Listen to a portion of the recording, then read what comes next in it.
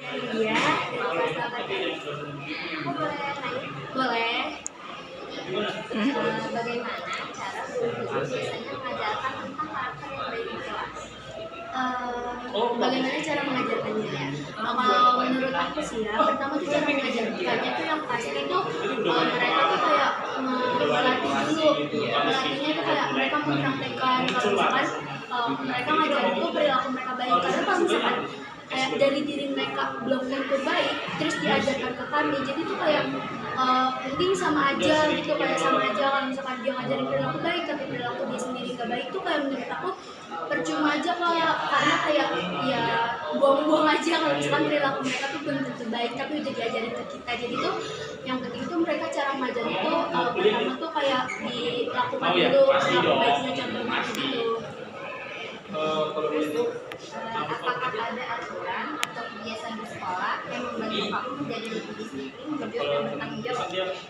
Untuk aturan di sekolah sih ada ya Pak, yang bisa bikin aku lebih disiplin, jujur, dan bertanggung jawab.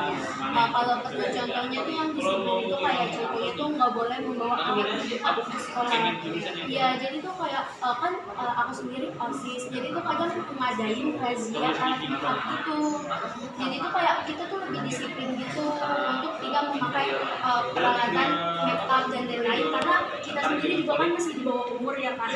Jadi tuh kalau kata guru-guru tuh belum umurnya gitu untuk memakai kayak gitu. Apa ada hal tersulit dalam menerapkan nilai karakter di kehidupan sekolah sehari-hari? Untuk sulit sih pasti ada ya Pak, sedikit demi sedikit sulit, karena kan kalau misalkan apa namanya, kalau nggak sulit kan semuanya itu proses ya Pak, nggak langsung instan, jadi ya bertahap, jadi mungkin ada aja yang sulit ya Pak untuk berubah. Terakhir ya. Iya Kak.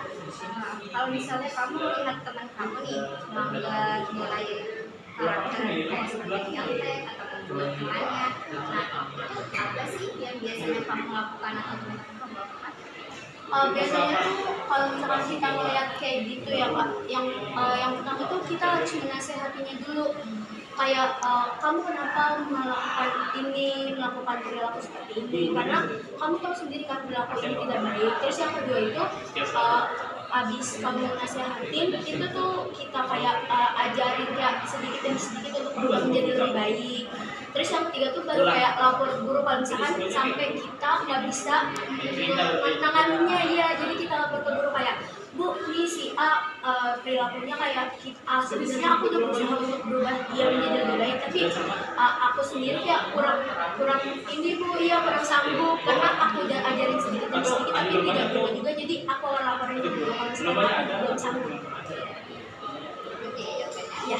Terima kasih ya. Ya, terima kasih juga Kakak.